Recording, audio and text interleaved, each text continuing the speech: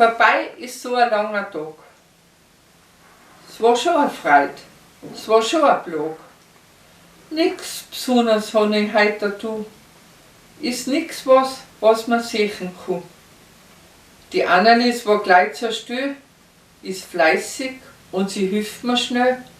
Sie zieht Bettwäsche an, putzt Bad und Klo, sie saugt und wischt, sie kann das schon.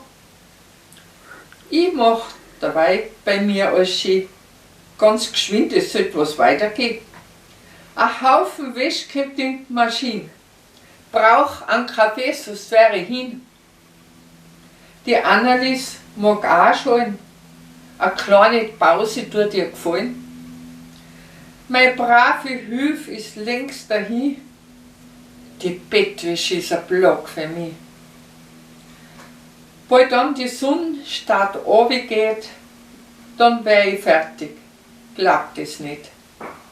Bin ganz verschwitzt und richtig müde. Es ist die Hitze, die was man gespürt. Eine kalte Dusche, die brauche ich gleich.